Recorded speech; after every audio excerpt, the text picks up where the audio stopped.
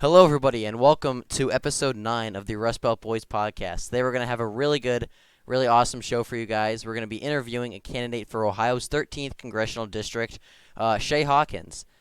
He's a really nice guy. He's from Cleveland, Ohio, where I'm originally from, where I live. It's an awesome place, and he hopes to do great things for the state of Ohio and the people of Cleveland, Ohio. So we're going to do an interview with him and hopefully learn more about his campaign. So, thanks for coming on the podcast, Mr. Hawkins. But before we get started, is there anything you want to tell us about yourself, like specifically where you were born, where you went to school, anything else you think Ohioans should know? Sure. I was born in the city of Cleveland, raised in the Cleveland suburbs, and went to Cleveland Heights High School. Was blessed to do my undergraduate degree down at The Ohio State University, focused on economics, worked in finance for a bit, and then got a full scholarship to Columbia Business School for my MBA, focused on finance and economics, and ultimately ended up back when I decided to try to pivot into public service. Um, I went back to the Ohio State University for law school and focused on law and economics. And so that's just a little bit about my background in education, and look forward to going a little deeper into the areas of my experience that are relevant to a run for Congress. So Awesome. Yeah, we love to hear about Ohio State grads. It's a great school. yeah, yeah, So, no, it was great. you're running in Ohio's 13th congressional district. Most likely, Yes, we know sir. that there's some controversy with the map, so we're not exactly for Right. sure. But you were planning on running in the 13th district in the primary against Max Miller, who's a former Trump aide who received the former president's endorsement. So, Yes. my question is, in a Republican Party that's so loyal to Trump, how do you plan to overcome Max Miller's endorsement? Yeah, I think that's a fair question, and I'll frame my answer like this: I don't see myself as running, against Max Miller as such, and I don't see it as being, kind of like a pro-Trump candidate and a non-pro-Trump candidate. I look at it as there's two pro-Trump candidates, in the same race. Again, like you said, as the maps stand right now. And so, I have done, I was blessed to, after law school, go out to DC and work for Congressman Jim Renacci, um, then Congressman Jim Renacci, who represented the area, and help him develop his tax plan. I uh, helped with two other tax councils, helped him develop his plan, and was promoting that plan with the goal of getting some elements of that tax plan into the final tax reform bill. And that put me on Senator Tim Scott's radar, and he brought me over to handle his tax portfolio. And in that process, Senator Scott was very central to the development of President Trump's tax reform bill. And myself and three other tax councils developed pretty much all of the Senate side bill. And that Senate side bill became like 80% of the final bill. And so, with that, with the work that I did to help Senator Scott and the Finance Committee give input on the renegotiation of NAFTA, that was the president's primary trade accomplishment. And given the fact that I personally drafted the language for President Trump's primary community development policy, which is a policy called opportunity zones. Basically, the policy allows for uh, individuals or corporations that have capital gains tax liability, like if you have stock and it increases in value. If you have capital gains tax liability, you can defer that liability if you invested in one of 8,700 distressed communities across the country. And so, like in the 13th district, there's about 7 communities in and around Akron that were selected to benefit from this policy. And so, I've done probably more than any other individual in Northeast Ohio, and that would include even elected members of Congress to advance President Trump's agenda.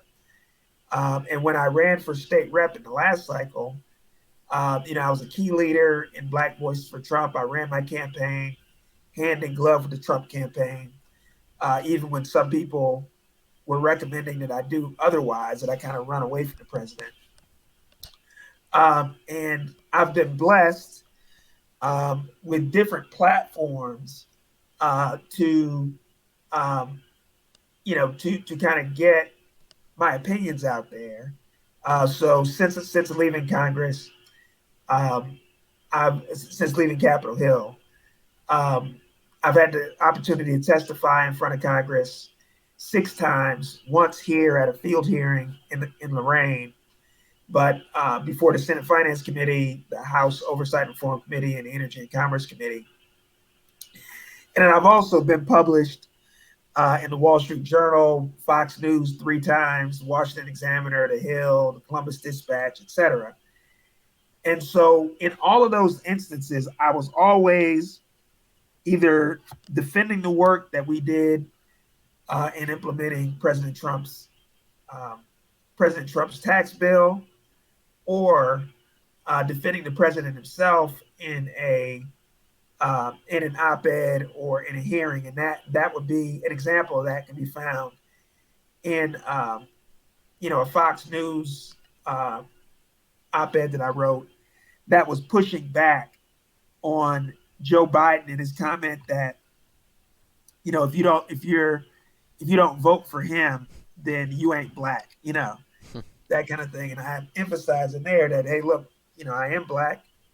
This is what President Trump has done for our community, and this is why I'm supporting him.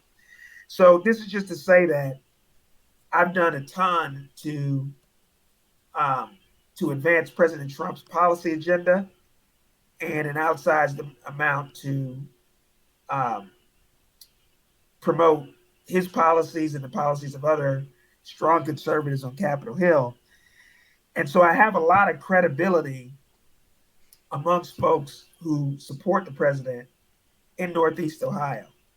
And so, when people uh, hear about that, and when people see that I'm the best candidate both to hit the ground running day one and serve the district, but also to actually win a district that's got a 22% minority population and is currently structured as what they call a D+1. So it would be slightly structured for a Democrat to win it, but it's winnable for a Republican like me.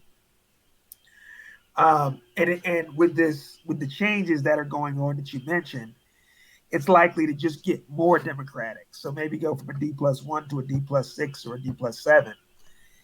And under those circumstances, you're going to need a Republican who has a track record of getting votes in the overlapping parts of the District 1. 2, who has a track record of getting a significant portion of the minority vote, which I got 3 times what a normal Republican normally gets when I ran for state rep.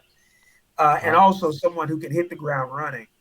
And so, with all of that said, the path to winning the primary for me, if myself and Mr. Miller do ultimately end up in the same district running, is to raise as much money as possible just so I can place myself side by side against Mr. Miller.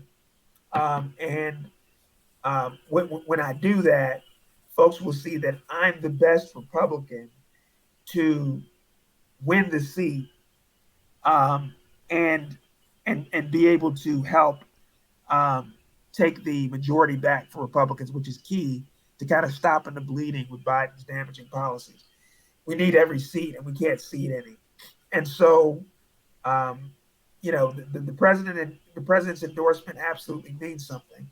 I'm not discounting that, but there's a long line of folks who didn't get the endorsement, say like Madison Cawthorn in North Carolina, who's in a wheelchair like I am. he wasn't the president's endorsed candidate in 2020, right? But he was able to make his case for what he could contribute. And once he was elected, he was able to continue to defend President Trump's agenda. So the Absolutely. endorsement is important for sure. And I take it very seriously, the fact that I could end up in a race against someone who has it, no question. But if I can raise the money to get the word out there, and if I can continue to take opportunities like this, to get my perspective out there, then I think I can win it. Absolutely, yeah. That's really cool to hear that you were involved in Trump and the Republic and Tim Scott and all their economic policies behind the scenes. You don't hear a It was lot a about blessing. that, about the people behind the scenes that really make it happen. So that's really cool that you're involved with all that. Oh yeah, it's a real blessing. So, you were talking about how the district may get a little, how the district you're running in may be getting a little bit more bluer after the redistricting, and Yes, sir. how something a lot of people and it'll most likely be extending into the Cleveland metropolitan, a little bit more into inner city Cleveland, more likely than not if it gets bluer, or some of the suburbs. Right. And an issue that a lot of I think a lot of Ohioans are worried about is school and education. So you look Yes. at critical race theory being passed that you see in Virginia, and just schools in general. A lot of schools, especially like the Cleveland Metropolitan School District. I mean, it used to be one of the best school districts in the country, but it's kind of gone downhill recently. So, do you have any policies or things you like to see done to improve education? And what is your stance on critical race theory in schools? Sure. So, as I mentioned, when I left Capitol Hill, I came back here to run for a state rep seat on Cleveland's east side, those areas that you're talking about. And the district was a D+6. Registered Democrats outnumbered registered Republicans 2-1, and I was running against an incumbent. When I ran, I didn't leave any votes on the table. I talked to every independent. Um, I talked to every persuadable Democrat, and it included neighborhoods like Oakwood, which are 98% black, and we didn't see any votes there. We hit doors there, and we talked to folks, and I ended up again, like I mentioned, getting about 22% of the black vote, and that was against the black incumbent, and that's three times what a normal Republican gets because we got into those communities and made the ask. In that race, I ended up losing by 2%, but I outran President Trump in that race by 12 points. Wow. And so needed to outrun him by 14, but outran him by 12 and came very close. And so the key that you guys need to understand in that is I wasn't going hat in hand, apologizing for being a conservative, apologizing for being a Republican, and um, saying, please give me a vote. Sorry for being a Republican. Like I said, I was running hand in glove with the Trump campaign and aggressively engaging different communities with our agenda. And so that was on education, that was on the Second Amendment, that was on everything. And so what I found, particularly in areas like Oakwood and other areas that had a significant African American population, is that a big issue um, and desire in the community is for school choice, expanded school choice. And so folks believe um, that they are responsible for their children's education, and they want as many options as possible. Some of the areas in the community had really good schools, and some really good public schools. I'm sorry, and so they appreciated that option, but others had weaker schools and wanted choice, and in a way that kind of prefigured some of the things that happened with the pandemic. There was actually a lot of support even for resources for homeschooling. And so, around education, I think that was really the absolute key, is that, I support policies and campaigned on policies that give as much control as possible to to parents. It's not the government's job to educate your kid. It's ultimately a parent's job, and the government can help. I want strong public schools, and so does everybody else. In Northeast Ohio, I want strong private schools, and so does everybody else in Northeast Ohio. I want strong homeschooling options and support. So does everybody else in Ohio, and the same thing goes for charter schools.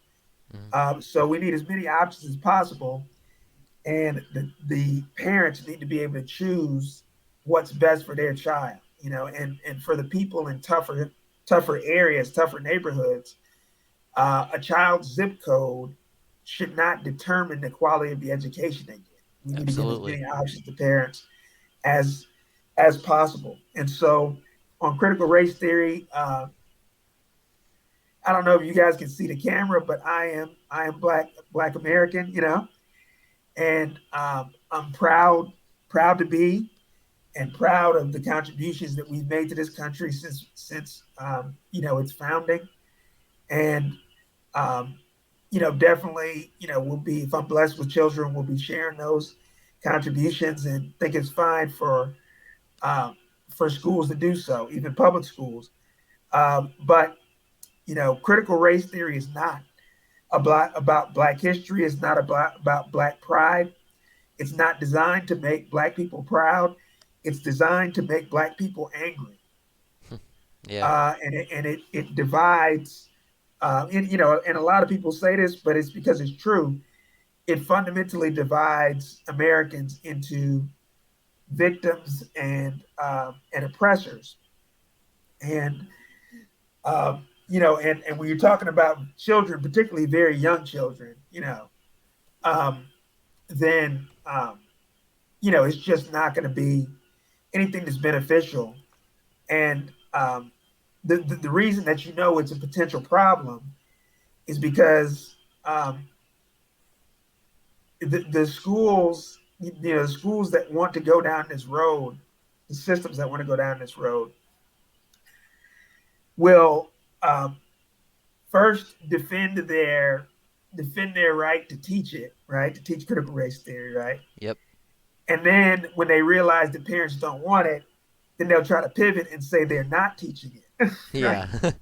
and they'll try to put it on us to define what they're trying to do. Yeah. And so that's how it's a problem. It's a problem because of how the systems that want to go down this road are reacting. They want to preserve their option to do it. And at the end of the day, our schools, American schools generally, schools in Ohio generally, I mean, we're having enough trouble just getting our kids fully educated on English, reading, science, and mathematics. Yeah. So let's strengthen our basics before we go off into kind of trying to socially shape our children, particularly in public schools, where we're not even on the same page in terms of what we all want socially. But Mhm. we can all agree that 2 plus 2 is 4, and we can all agree that people need to be able to read English and understand the basics that they need to be contributing effective citizens in a free republic. Absolutely. Yeah. Awesome answer. Okay, didn't mean to do that. I'm gonna ask the next question, so let me just pull it up here. What is your campaign's main message this election cycle? Yes, so I've been blessed with an education and work experiences that allow me to make a huge contribution to Northeast Ohio in solving our main problem. Our main problem up here is unemployment and lack of jobs. There are a lot of problems that can be solved with a good job. And my main message in my campaign is I want to ensure that every Northeast Ohioan who has the ability to work has the opportunity to work. And so that's the main message of the campaign. This community has really given me everything. This community has given me everything. And I want to give back by creating an environment that allows Northeast Ohioans to create jobs. We look at what we did in tax reform. Um, you know, we had we lowered the corporate tax rate. We lowered the tax rate for Americans at every level of income. We simplified the tax code by expanding the standard deduction to $12,000. So that means that 95% of people who file their taxes don't have to, don't have to do any like detailed itemizing with a tax attorney or whatever. Yeah. So we made it simpler, easier, and we cut taxes. And we also expanded support, for families. We doubled the child tax credit. We expanded the earned income tax credit. A lot of things that we're really proud of. And the result of that policy and the result of, the administration's focus on lowering regulations and eliminating useless regulations that don't improve anybody's safety. The result of that was the greatest economy we had seen in a generation. Lowest unemployment rate in history. Um, Lowest unemployment in history for African Americans, lowest unemployment rate in history for Hispanics and women and Asians in this country for as long as we've been taking statistics in those areas. And just a great economy pre-COVID.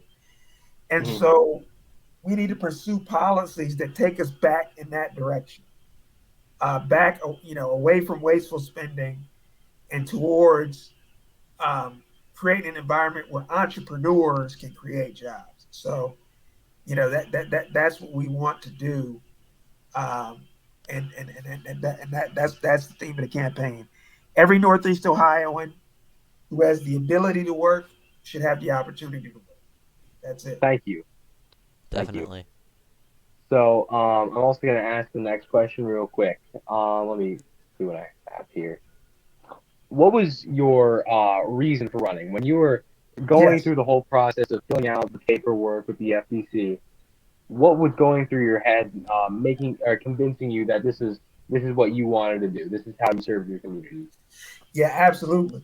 And so, this community has given me everything, like I said, and I'll just give you kind of um, one example over a long period of time that shows what this community's done for me. So when when I was before I was born, actually, my mom was diagnosed with a specific type of cancer, kind of brain cancer.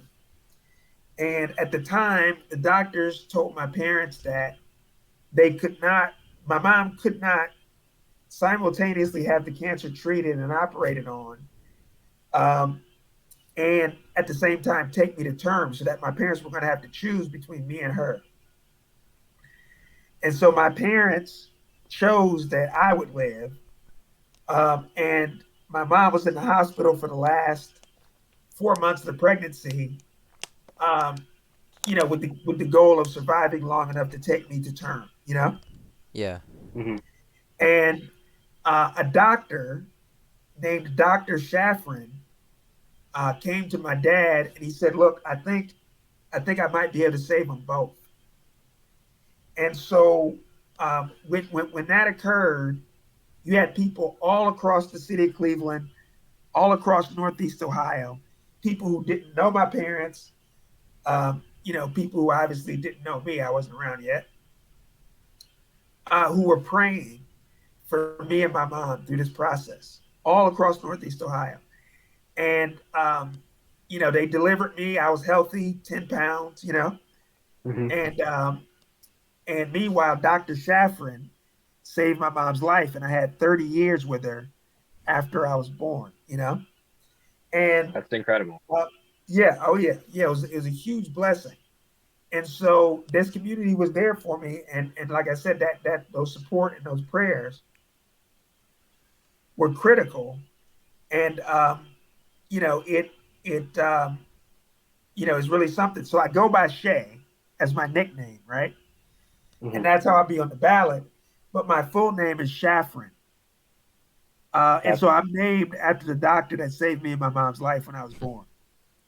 that's cool. Um, That's an and awesome story. so, yeah, so 34 years later, I'm driving back from New York City from a business meeting back to Cleveland, and my car hits a patch of black ice, slipped 50 feet off the highway, hit a tree.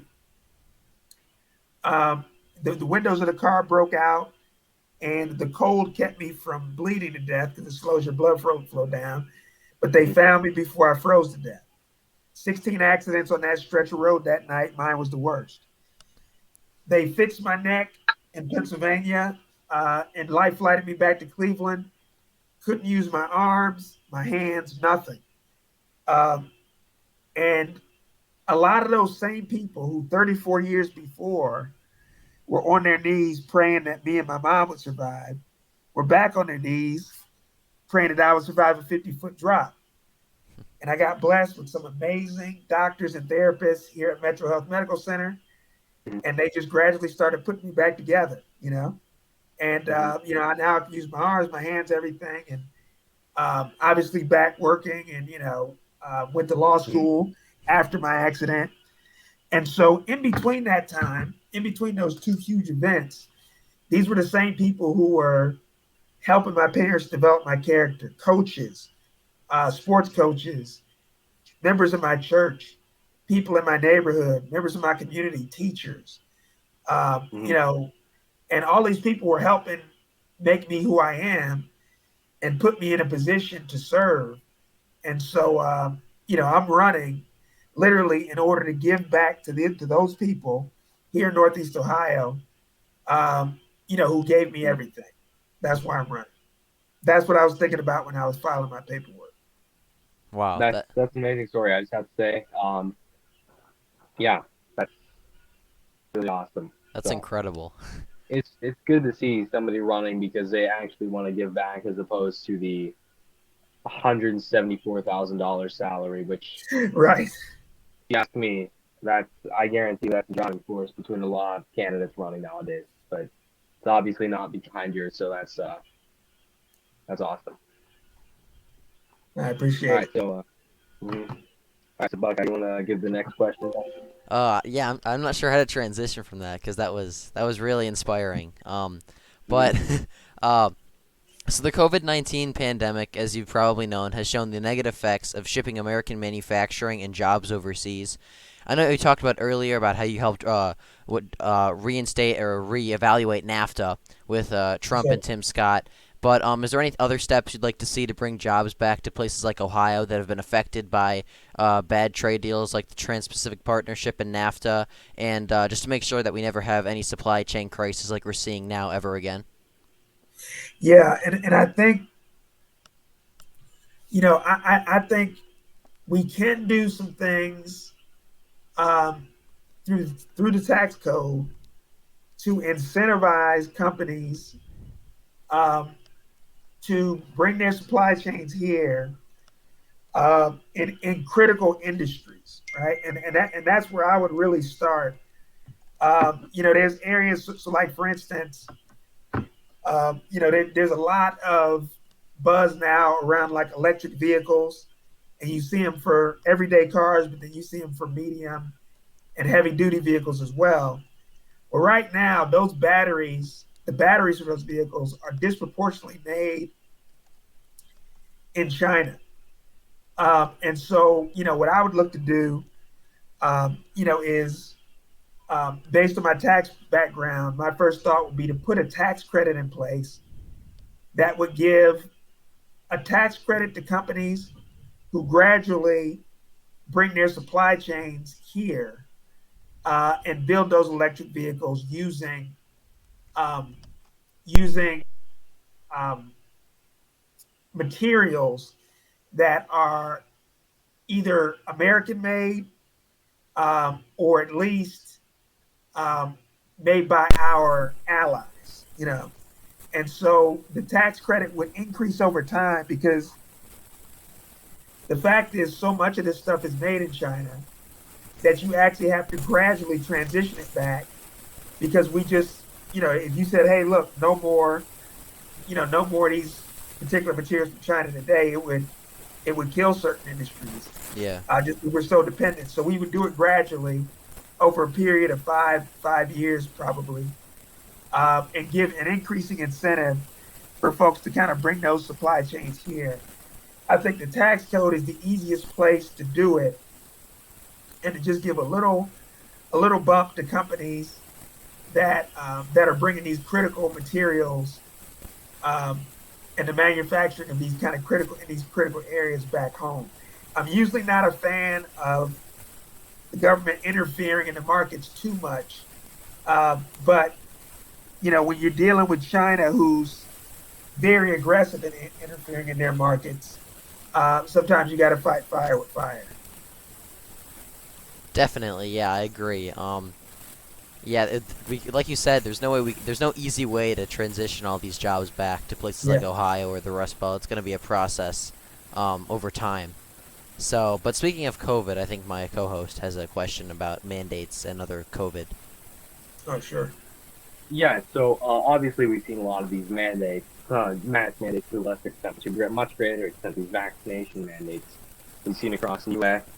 We've seen the president issuing them. We've seen private companies issuing them. We've also seen these mask mandates on airlines. And honestly, I don't know what point it's going to end because it seemed like it should have ended a long time ago, but it still hasn't. And obviously, there's members of Congress who made strides to end these, such as Senator Rand Paul out of Kentucky. But Yeah. none of these efforts have passed, mainly because of the Democratic-controlled Congress, which hopefully this November will change. So, if elected to office, what do you plan to do to help end these COVID regulations? Yes.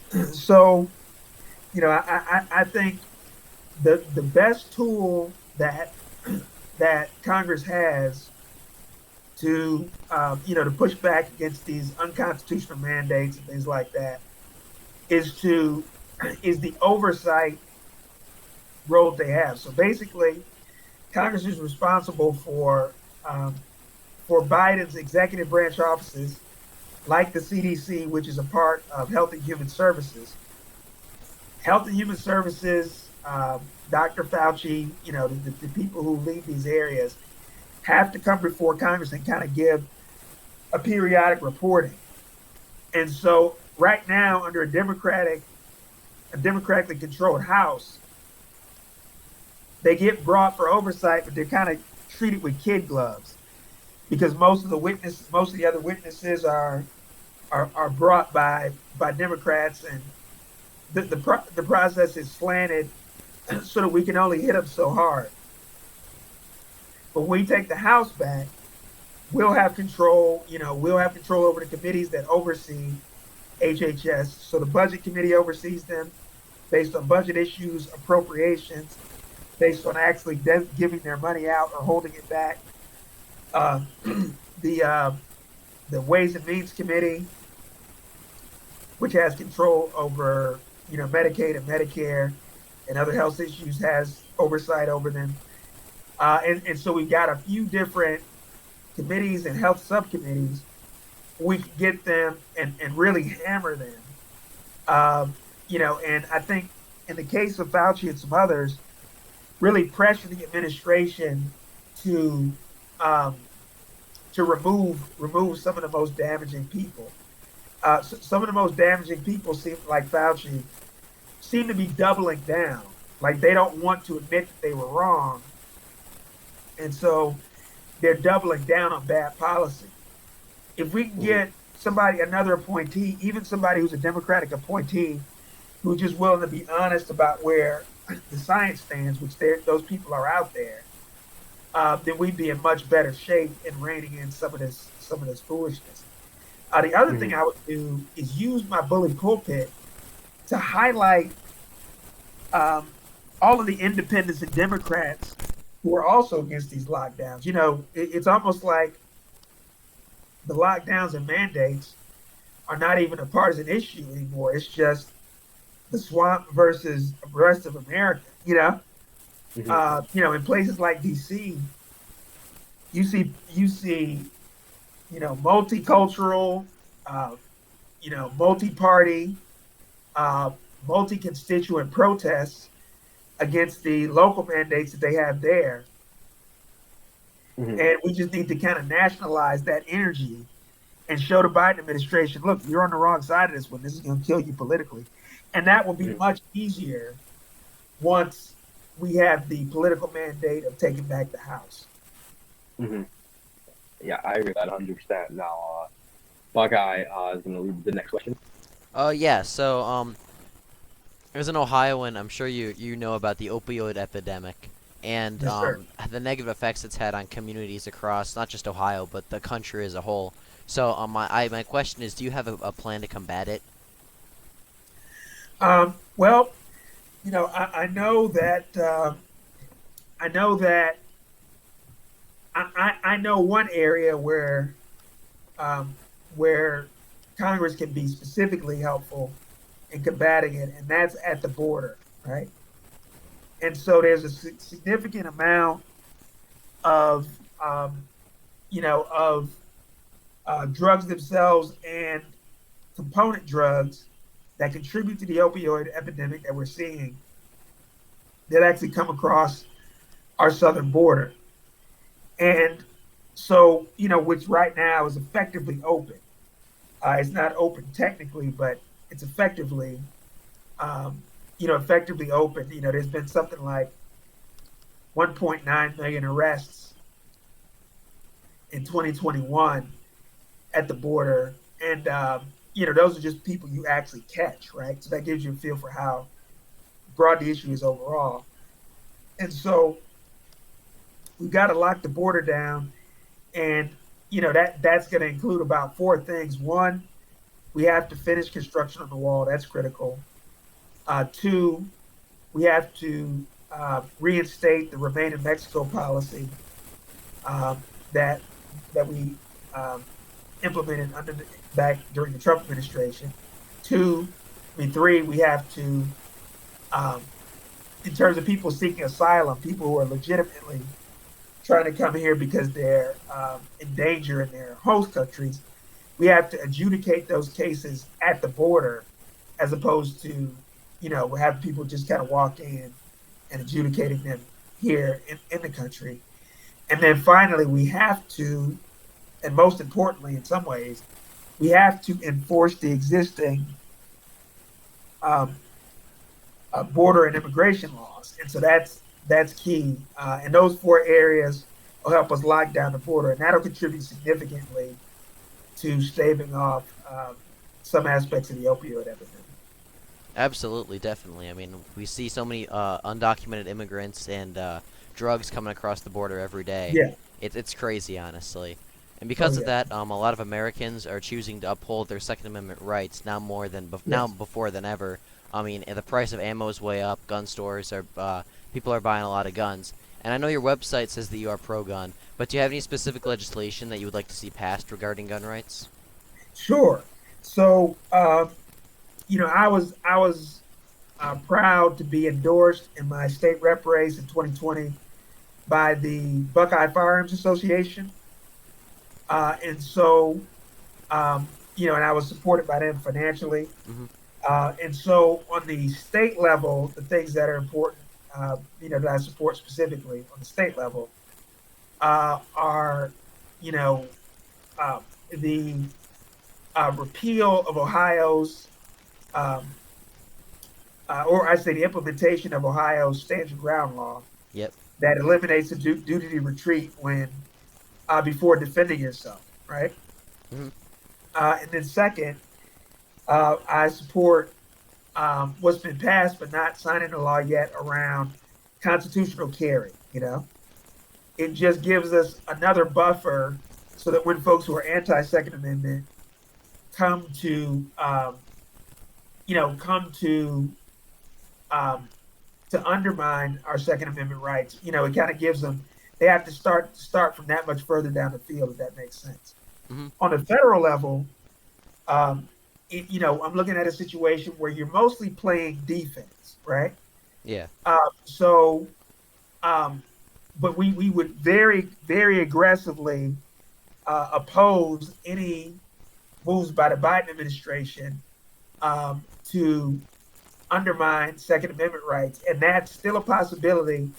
I would have thought that they would have been that they would have learned where the American people are on gun rights, but they don't seem to have, because when President Biden did his recent uh, law and order, anti-crime tour, landing in New York, he seemed to try to frame it as guns are the problem, right? Yeah. And so we know that, we know that that's not true. We know that it's the Democrats' undermining of law enforcement and law and order generally through defund the police, through their general hostility to law enforcement, and through their encouraging, everything from bailing out, violent protesters to actually putting concrete policies in place across the country that undermines, morale amongst police forces, the people who defend us. And so I was very proud in the last cycle to be endorsed by the Fraternal Order of Police of Ohio, and would seek similar endorsements in this race. But, on the federal level, it's really a matter of playing defense against potential bad policies and bad rhetoric coming from the Biden administration. Yeah, I mean, definitely. As someone who comes from a gun-owning family, I completely agree with you there. Yes, sir. Yes, Um, sir.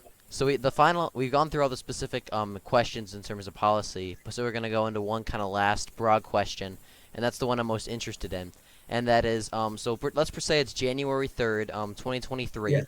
You've just been sworn into office. What is your first goal in Congress? So the first goal, and I think the most important contribution I can make as a freshman congressman, is to carefully evaluate and select a House Speaker who can demonstrate resolve. That is absolutely the most important characteristic of any House Speaker. And I'll give you a perfect example of a House Speaker with resolve, and that's Nancy Pelosi. Okay? Yeah.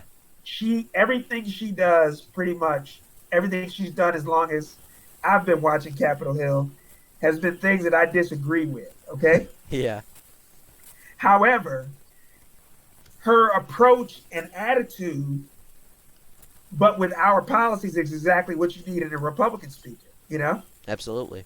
And think about 2000, Democrats took the House back in 2006. And in 2008, when it was time to get that terrible Obamacare bill passed, there's no one human being that's more responsible for Obamacare existing in our lives today, who's more responsible than Nancy Pelosi. She was willing to give up her majority and sacrifice her majority in Congress and her speakership in order to get that policy across the finish line. And that's exactly what happened. But think about it. We still can't get that thing out of our hair, Yeah. We tried to repeal it. Even in tax reform, we eliminated the personal option, the personal individual mandate. But even that was a heavy lift. And, Obamacare is still around because of what she did,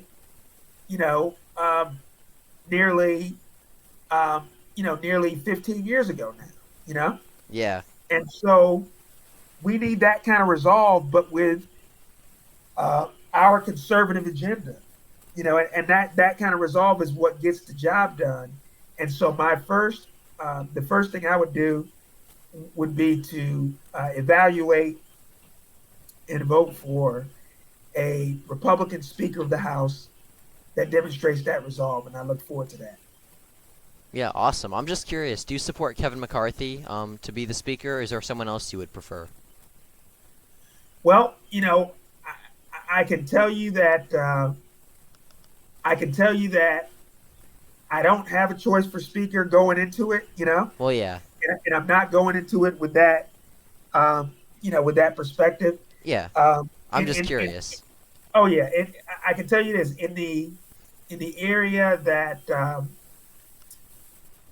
I was most involved with in dealing with the House when I was working for Senator Scott in tax reform. I do know that Leader McCarthy made some significant contributions there, and helped get that across the finish line. And so I definitely have a positive view of uh, of McCarthy, but nobody has my vote yet. We need someone who's going to demonstrate resolve, and they have to prove that to me before they get my vote. Awesome. That's an excellent stance to take. I like that. So I think that's all the questions wrapped up. Is there any closing statements you'd like to say to the people of Ohio, in the whatever district you may end up running in, and any of our Right. viewers? Yeah, we are experiencing some very uncertain times in terms of the lines, but the likely outcome of this race and the likely outcome of the maps is that we have a district that's even more Democratic, but still winnable for a Republican like me. So we have to put forth the right Republican in the right district and make sure that we take this district for Republicans. And that's got to be the most important thing. And my track record of actually getting votes in the district, my track record of being able to advance a conservative agenda without compromise and still get significant portions of Democrats and significant portions of African Americans to support me. That's what's going to be critical in this race. And I have the background and experience and the drive to hit the ground running day one. So I look forward to the support of anyone looking for this podcast. And if you don't live in the district, we are more than happy to have you help us make phone calls and knock doors as we enter what will be a very challenging general election. So look forward to it. Yeah, awesome. Thank you for coming on. You've certainly won my support from this. So thank you for coming Well, on thank you so much. and doing this. We really appreciate it. I We do. appreciate it, and I thank you guys for having me.